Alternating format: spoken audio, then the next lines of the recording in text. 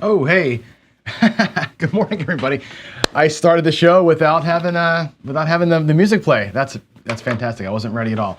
Wow, that was shocking. Good morning.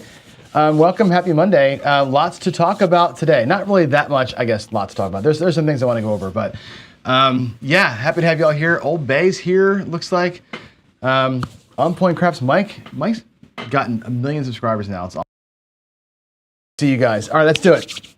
Let's do a quick recap of the paycheck. I think that's an important thing to kind of start us off because it was an interesting morning. Let's go here and look at where we are. We're 2-0, okay? Out of the gate Monday, 2-0 on Ken's Gunslinger. This is Ken and Waylon together. They both kind of concocted this thing about a year ago, I guess, something like that. Ken's idea, Waylon messed with it, so I'm not really sure how the order of things happen, but it doesn't matter, right? It's got all the hallmarks, right, of a good strategy. It's got good coverage, which I like. It covers the whole box, which is good, which means against a random roller where there's no rhythm, you get the whole box covered, which is nice. It's got the laddering system built in, which I know is it's a Waylon thing for sure to ladder. Problem with ladders, especially with a 410 ladder, is they can be super volatile. And today was a good example of that, a really good example of it. The Gunslinger is all about the big 4 and 10 getting hit before the 7, right? You got to have 4s and 10s roll before the 7. If you look at my daily paycheck history, the strategy that has gotten its butt kicked the worst, actually two of them, the first worst butt kicking was the 410 Bank Street, right? Totally relies on 4s and 10s outpacing the 7.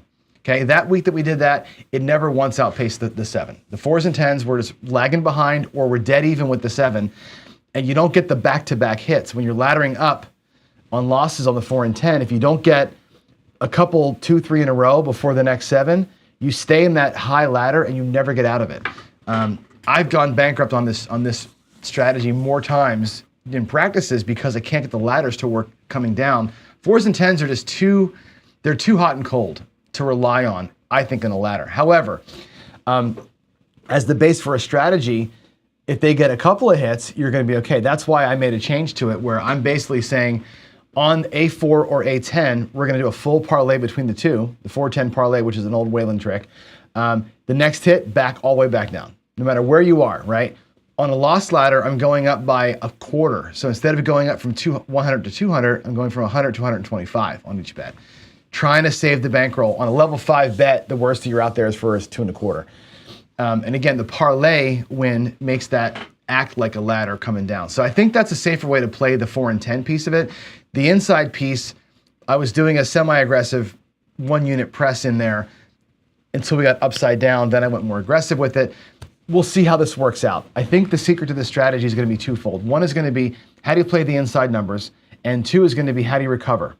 Right, the recovery mechanism after a loss is going to be the big deal here. That's going to be the one thing that I think is going to separate it. So hopefully Ken takes it from today, what I did this morning, and runs with that the way he wants to. And again, we'll probably do some back and forth tweaks over the week, and we'll see some different options for it. I will not play this the same way tomorrow. It'll be a different look to it in the morning. So far so good. We're 2-0.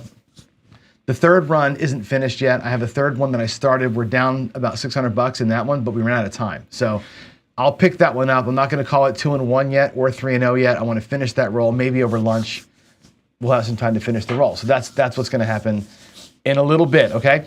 Next thing to talk through is this. Your douchebag segment. I'll do that before we do the come out roll.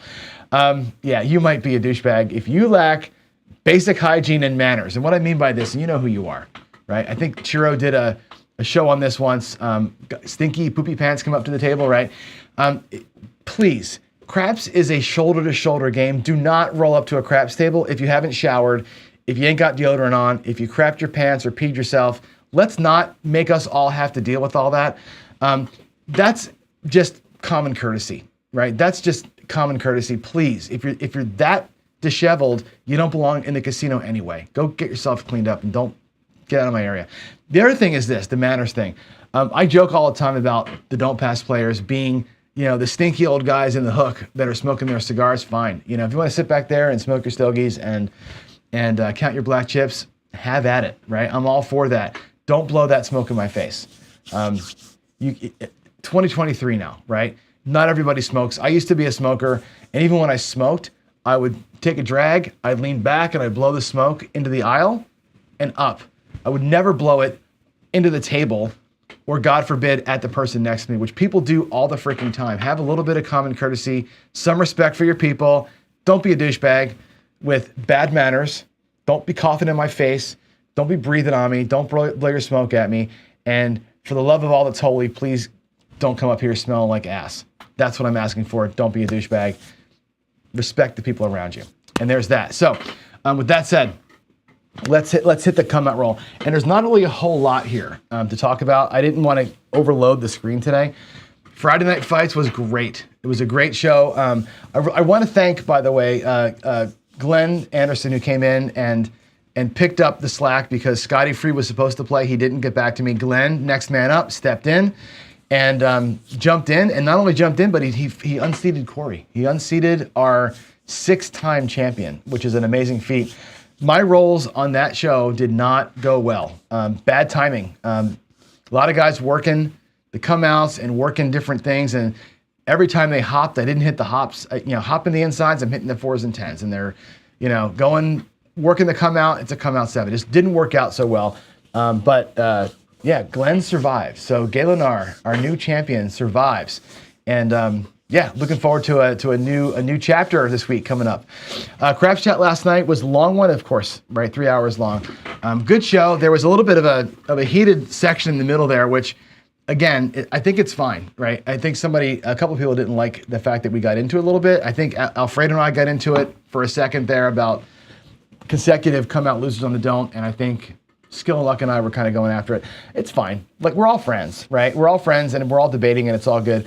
And I was telling them in chat today that it's hard. The thing that's really hard about, and I've noticed this from working at home, Zoom kind of sucks, right? Zoom's good, right? It doesn't suck. It's a good app. It does what it has to do.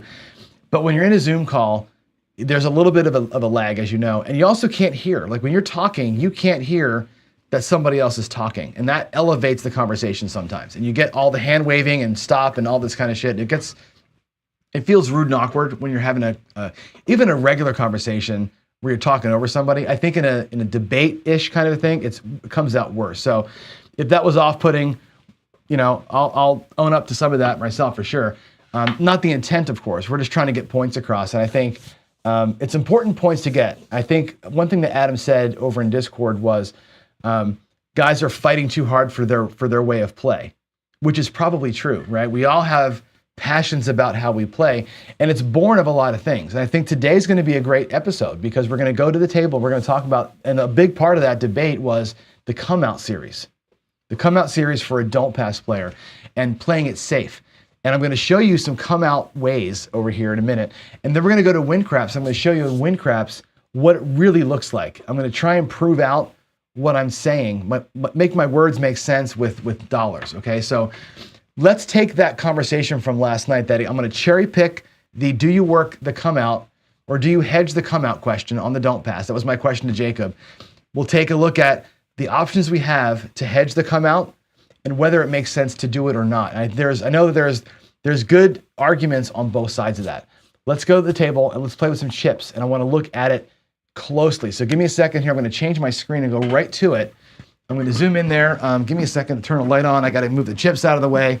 And let's talk about what it really means to come out safely, if that's what you're looking for from the don't. I'm also going to get win craps started now because it takes a minute for it to get rolling here. So give me a second on that. Let's see. I got a lot going on here today, and I was late getting down here from the morning shows or from the paycheck show. So, all right, let's get this over here. Okay, back to the table we go. Let's get the light turned on. Let's get these chips out of here. This is me last night, by the way, practicing with the 410 that we just did. Look at where I was when I finally crapped out of here last night. I was at $500 on the 4 and 10. And I was at I was at 440 inside. I'd gotten everything up, just laddering losses, just straight up ladder losses, no pressing or nothing. Yeah, that thing, I got destroyed last night in practice. I was really kind of worried this morning that I was going to come out there and have the same problem. I didn't throw 1, 4, or 10 in practice last night. I was literally out here getting nothing at all out of it. So let's look at, I don't even need the thing. Let's look at a don't pass. Let's take a $25 dump as a basic don't pass bet. Now I'm going to give you some thoughts on this, all right? Lots of come out moves for the don't pass player. And I think the don't pass is often seen as this boring one bet kind of play, all right? Let's analyze this bet here. We know a couple of things. One is there's a lot of ways to lose it. You're going to lose it on the 2 ways to roll that 11. You're going to lose it on the 6 ways to roll these 7s. There's 6, 8 ways to lose this bet, which really kind of sucks. Okay, so a lot of folks are looking at, and also you tie on the 12. Don't pass bar 12, which means the 12 is barred. So 12 rolls, nothing happens. And what that means is, it's okay, good, they didn't take my money. You feel like you did something. In reality, what that means, you got to fight this again. You have to live another minute with this mess facing you, right? So that's a hard pill to swallow from the don't pass side of things. So we try and find ways to make this bet feel a lot safer. And so a common play is this, right? At the very least, a lot of people will do a $15 or a $1 or a $2 yo, right? You bet the yo for $2. If the 11 rolls, you lose your quarter, right? But you win 30, put your quarter back, you take your 5 back to your rack, and you did okay. That's one way of kind of quote unquote hedging this come out. And it makes you feel a little bit safer. Now, I would always recommend you don't do this personally. And the reason why is that on the don't pass, we know that the 1, 2, 3 and the 1, 1, the aces win for you on the come out. If you look at the 11 versus those two, there's 3 ways to win in here. There's 2 ways to lose in here. These two will, generally speaking, outpace the 1, right? I look at the 11, the 2, and the 3 as kind of they're kind of the wash. And there's actually a little bit of an advantage for you here. That leaves you with this mess up in here, right? The 6 ways to lose the 7. If we can think about, again, you could do this, save your nickel, rack a nickel, go back out here. Over time, though, you're going to lose those 2 units, right? More than half the time, right? You're going to 2 out of 36 rolls, you're going to win on that. Think about that. That means that 34 out of 36 rolls, you're going to lose $2. And it's gonna not outpace enough to win this thing, to make that make sense. Now, on the 7s, you have options, right? Here's an option right here. You can hop the reds, hop the 7s, hop the skinnies, however you want to call it, for a couple of bucks each. Why? Because those 2 bets would win you $30. If let's say a 4-3 rolls, right? Your 2 wins you 30, you lose 4. Effectively, it's $26 in profit. You lose your quarter, you put your quarter back, you take $1 back to your rack, and you put these bets back up, and everybody's back and happy again, right? That's a way to do it. However, if we catch a point, what happens? You lose $6. So if you're going to give up $6 when the point gets set, that bet right there is no longer a $25 bet. You gave up 6 on the way out to try and save it. That bet now is worth $19 because it was a $25 bet. You already lost 6. If this bet wins, it looks like you won a quarter, but you gave up $6 to get it. So it's actually a $19 net win. Remember that when you're doing this kind of thing here, you're giving up money on the way out. That's kind of a dangerous thing. So what a lot of people do then is find other ways, other more creative ways to make the come out feel safe. And a popular thing to do is to lay a number up here for the 1 roll. For example, you could lay the 10 or the 4 for $50. And I'll just do it like, I'll give a simple example here. We'll do a lay 10 for $50 for 1 roll. Now that's going to cost you a couple of dollars in vig to do this. It's actually going to cost you $2 to make that bet, like so. Okay. If we roll a point, like an 8 or something, you take your lay bet down, you get your $2 back, and it's no harm, no foul. If they roll a 10, what happens on the point is that, or they roll a 7, what happens is, let's get a 7 up here.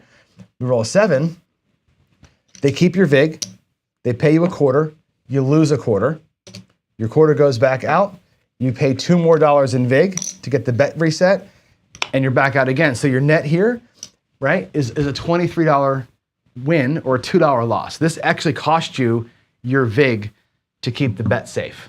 So if you're gonna lay a number for exactly what it's gonna win, it's gonna cost you your VIG on the 7. Over time, that's gonna be a net loser, over time. And it can be a different number. You can bet the 9. Let's say we do the 9 for 45 bucks. Okay, it's another good example. The 9, lay the 9 for 45. Okay, again, it's going to cost you a couple of bucks in VIG to make that bet, and the 45 pays 30 in this case, which is cool, right? Minus your VIG. If the 7 comes, it'll pay you 30 minus your loss. You have $5, but you paid $2 in VIG, so your net there is $3. Okay, and again, the VIG is going to eat you up over the course of time. Why do this? Why do people want to lay a number, put extra money out here to protect that bet? This bet here is huge, right? Once you get a number established, that is the best bet in the house. This is an amazing bet. A flat bet against any number wins, right? That's a 66% favorite on a 4 or 10 point. 66% favorite to win the 4 or 10. Against the 5 or 9, that's a 60% favorite to win. And against the 6 or 8, it's a 54% favorite to win. You want this bet out here, right? So at all costs, let's find ways to get this damn thing past the off button where it's difficult. Here's the problem with all this stuff, okay? With all the lay bets and all the hopping bets. Over time, they bleed. These will bleed you fast. The hopping bets will be a $6 bleed every time you get a point. That's brutal. Up in here, you're paying VIG every time. But think about this. If you have a $45 lay 9, as an example, okay, when that goes down, and it will go down, that's $45 that went away. Actually, it'll be $47 because of your VIG. That goes away. Think about this play here. You got to win twice to recover that money. So whenever this goes down, you got to win 2 of these to make up for it. A lot of folks will put odds down here to kind of make up. You got to have 2 units in wins to make up. And remember, this is not a guarantee, okay? 9s can roll on the come out. So out of 36 rolls, you're going to lose $45 most likely 4 times. You're probably going to lose the don't pass 1, 2, 3, 4, 5, 6 times, right? If probability holds true, if the dice are doing what they ought to do, and you're not having a huge variant, you're going to lose $45 4 times, you're going to lose $25 6 times, and in the end, you're going to be even. It's going to be the exact same thing. Losing a little bit more money a little bit less often is the same as losing a little bit less money more often. At the end, the numbers are going to work out. Now, this is not a perfect match because if this was $30, it matches a little better. The 4 and 10 where it's $50, same thing. $50 lay, you're going to lose $50 3 times. How much is $50 3 times equal? Right, equals 150, right? Three lay bet losses, 150. 6 losses of $25 is 150. It's the exact same thing, okay? Over time, this lay bet and the flat bet losses on the don't are the same thing. It doesn't matter, okay? This will make you feel safe, right? This is a feeling bet. This is like, I feel like I'm going to be okay because for one roll, I'm going to dodge the big bullet for the one roll. I'm going to feel like I'm in good shape here. Hey, thank you, Allie. Same thing on the 9. I'm going to feel like I'm in good shape for the one roll. And for one roll, yeah, you have a little bit of an advantage here. But when this happens, cost you, right? Over time, the flat bet is the exact same as a lay. It doesn't make a difference. You're going to lose this and that. The dice are going to do what they're going to do. It's the same number. It's the same total loss. 4 times 45, 6 times a quarter, 6 times 30. You end up in the same mathematical position. It's just a timing thing, okay?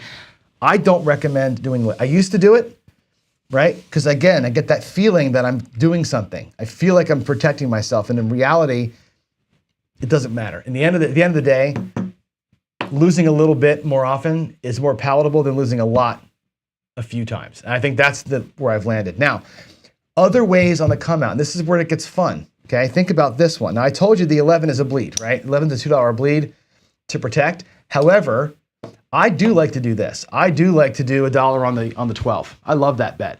$1 on the 12 is a fun bet for me because when you do get barred on the 12, that does pay 30 bucks. And you get 30 cracks at this, right? 30 cracks at that, fine. I'll let this thing bleed $1 30 times.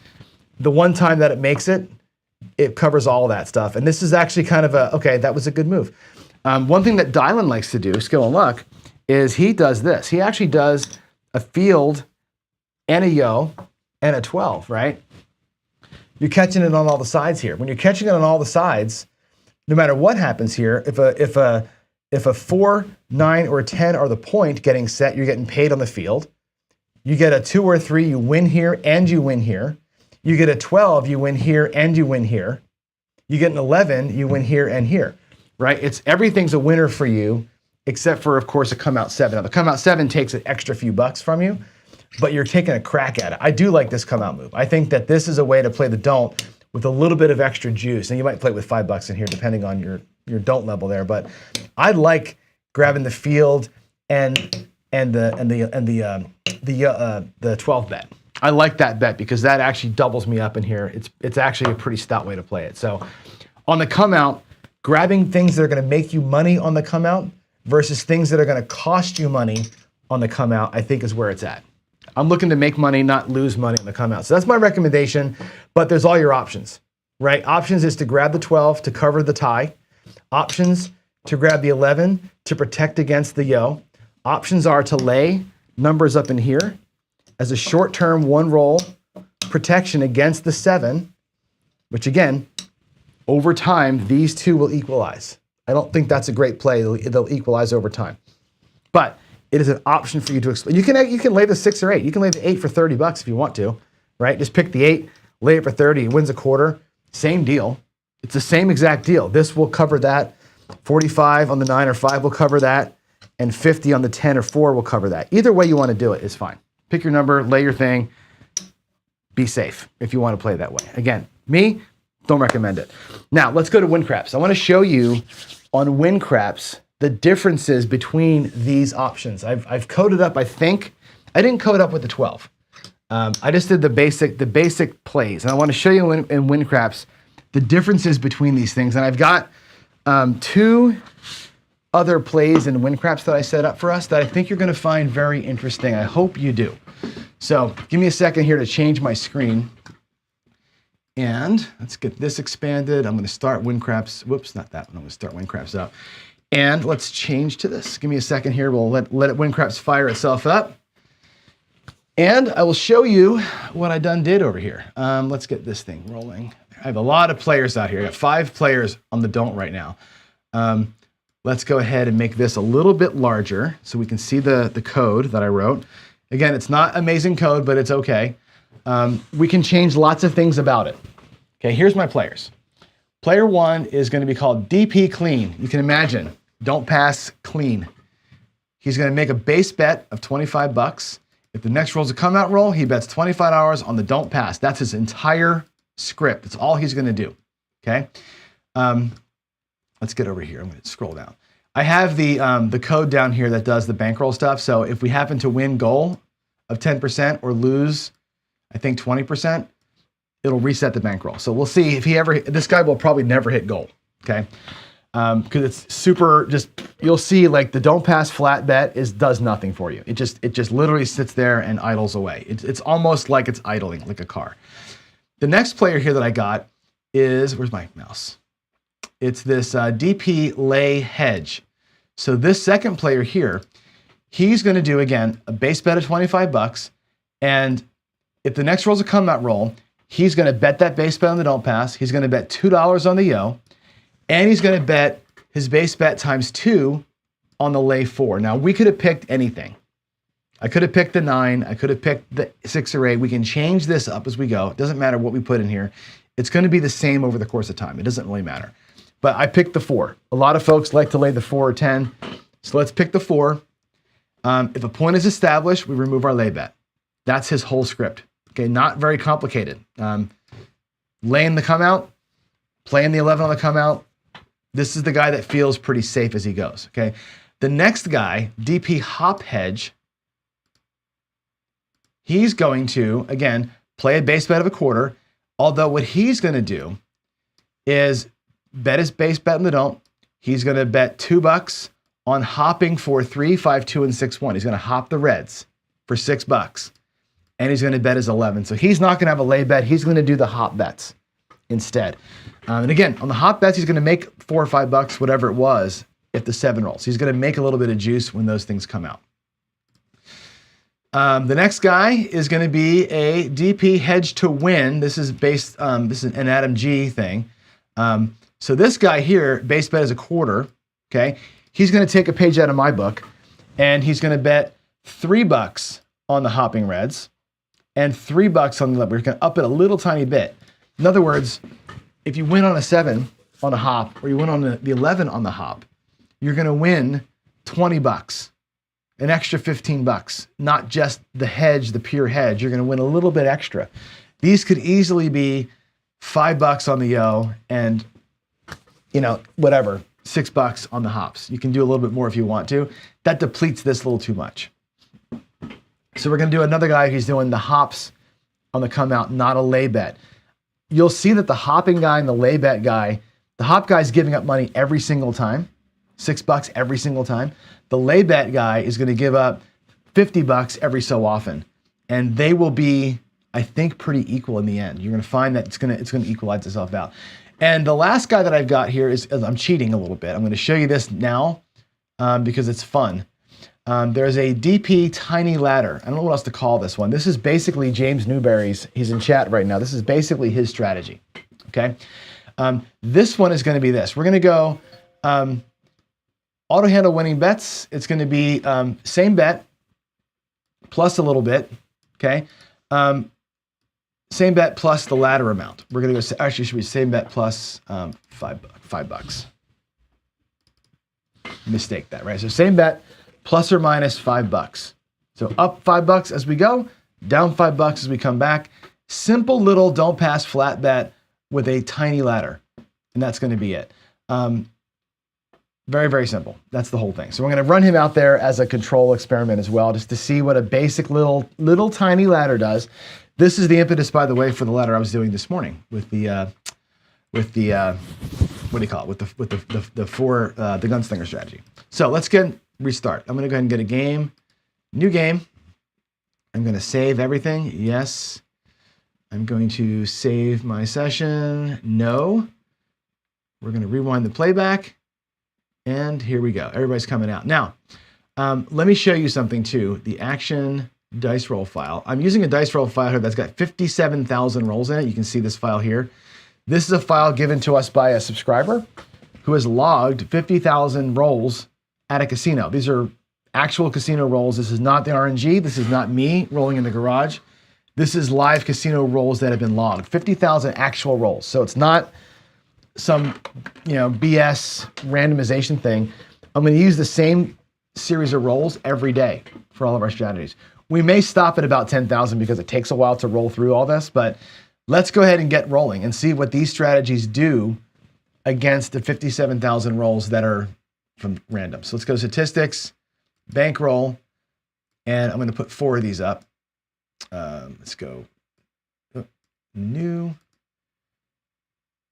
There's 5 of them. There's 5. Wow, there's 5. All right, let's get them all over the place. I'm going to spread these guys out so you can see them all. It's going to be kind of a messy screen. I'm sorry, but it is what it is. All right, there's DP clean. Next to him, we'll put the DP James Newberry, the clean bet and the ladder bet. Down here, we'll do the don't pass with the lay hedge. We'll do the don't pass with the hopping hedge. And over here, we'll have the don't pass with the hedge to win. So your 3 hedgers will be down here kind of on the bottom. The top 2 will be the guys that are playing it just flat. Let's run against those 57,000 rolls and see what happens. I think you're going to see what I expect here. So you'll notice, first of all, the don't pass clean bet, top left here. Look at how flat that line is. Like the don't pass flat bet, there's not a lot of juice there. At most, he's winning. You can barely see it, I'm sure, but $5,200, $5,300. He's not winning a lot. He's not losing a lot. He's within the $300 window the entire time. So flat don't by itself, boring, right? The lay hedge guy And the hedge to win guy and the other hedge guy, a little more volatile, right? Their high end is a little higher, their low end is a little lower. And of course, the guy who's laddering, he's the one that's actually got some movement. Look at his graph. He's not flat, he's got some spikes in there. He's actually winning at a different rate than everybody else is. So we'll give it a few more 1,000 rolls here, and then we'll talk through it. I think you're gonna find the results of this thing pretty funny. Not funny, but enlightening. I hope it's enlightening. We'll give it another minute here. My daughter brought me, by the way, you can't see it, but she brought me in a gourmet latte coffee. So I'm stoked. I get some actual coffee instead of home brewed. And I'm going to put Jen's comment up. Jen says, I get John's point about not hedging over time. When you're at the table and in such a small window of time, you can't afford to be inside the variance for a ton of sevens. I hear you. Short-term variance will kill you. This is what Alfredo was saying to me last night. It's like the short-term variance will kill you on the come out for the don't pass. You should limit yourself to 2 don't pass losses and get out of there. My retort back to that is that's true, right? The short-term variance will get you. I know that over time, I'm playing the long game. If I'm playing the don't pass, I'm playing the long game. I'm playing the casinos game. I'm gonna go today for 100 rolls, tomorrow for 100 rolls, the next day for 100 rolls. I gotta play in that scheme. That's why I said last night, I don't care about the don't pass so much because I'm playing that in the long game. The other stuff, you're looking for volatility. You're looking for variance in the box. The don't pass, you have to ride the variance out. You can see here, these plays up here, with the variance over time, there's not a lot of movement, right? Those graphs are relatively flat. And again, we're at 12,000 rolls now. Known shooters, or not known shooters, but live rolls at a casino, you're not seeing a huge amount of variance. All right, let's stop it here. Let's stop and let's look at the numbers. Okay, we'll stop the hyperdrive. And a couple of things to note here. The don't pass clean player, his top win was 5,500. $500. His top loss was $500, or his top loss was 1,000. The tiny ladder guy also won about 550. His worst loss was about 1,000. They're about the same, okay? But you're gonna see that this guy here wins that money more often. It's interesting. Because he has volatility, he's gonna hit the peak and valley more often. This guy here, I bet you will have almost no decisions, okay? The lay hedge guy, look at this, laying the hedge versus not laying anything. These are the two to look at, right? Laying the hedging versus not hedging. They 55.19 versus 5,500. So this guy won $19 more one time. He lost $8 more than this guy did one time. It's literally the exact same. Like there's almost no difference in laying versus not laying. That's what I was saying before. It's like losing 6 small bets versus losing 4 big bets or 3 big bets over time works out almost perfectly when we have a good random game. And the hopping guy, again, didn't even win. His high limit was lower. He limited his wins to 52.97, right? His best win was worse than everybody else's because he's given up so much money by hopping those 7s on the come out. And the hedge to win guy, same story, right? Hedging to win never gets above. He never once hits the goal of 10%. Never once hits 10%. This guy never once hits 10%. Never once when they're hedging to win or when they're hopping. The hopping bets will kill you. Let's look at the overall stats here. And here's where I think it's interesting, okay? Over 12,000 or 13,000 rolls, okay? The don't pass clean player lost a net of $100 over all that time. The guy who did the lay hedge lost a total of $1,200 over the same amount of time. That's laying the 4 and 10. Lost more money over the whole period of time. The guy that's hopping to hedge, he's doing the hop 7s and the 11, lost $4,000 over the course of those 13,000 rolls. The guy that's hedging to win loses $5,000 over the course of those rolls. Those little, let's drop $6 on or $9 on the 7s on the come out. Let's drop $3 on the yo on the come out. Look at how much damage that did to this dude, right? $5,000 in damage versus $0 in damage for the clean bet. That should be, if nothing else walks away from today, look at that. Look at the lay hedge losing 1,200 versus 100 over the course of time. Look at the hedging to win right? I always say hedge to win. Well, guess what? I'm not hedging to win no more. When I see this kind of stuff here, I'm like, you know what? That bleed is bigger than you think it is, and it's more costly than the wins that you are going for here. That's a $6,000 ass kicking by hedging for a little tiny bit more. It's unbelievable how different that is. Who won money? The $5 ladder won money, right? Up $5 on a loss, down $5 on a win. James Newberry. This is going to be, I'm going to have the DP Tiny Ladder and the DP Clean out here as control experiments every day, okay? You won 1150 today and 13,000 rolls. Again, it's not like a home run, right? But that's an important thing to see, that tiny ladder works really, really good, okay? We're going to, tomorrow, add some odds to things. I'm going to try these things with small, tiny odds. I'm going to have the Dark Sider version, where he has max odds 410, minimal odds on 5 and 9, no odds 6 and 8. I'm going to do straight dolly. I'm going to do a 1x odds like 555 does. And we're going to also have the tiny ladder and the flat out there as our control experiments. Again, every day, it's going to be the same set of 13 to 50,000 rolls. So our test rolls is the same. We're always going to have the same data set. So I think this is, if nothing else, this is interesting. And Jen and I have been talking a lot about, do you hedge to come out on bubble crap? She says yes. I look at this and I say no. I'm looking at the laying of things, and if I added like lay the back wall or a partial back wall lay, this number gets really bad. It gets enormously worse. Matter of fact, tomorrow I may add the lay the back wall in here. For this, I can do another player now if you want to see it.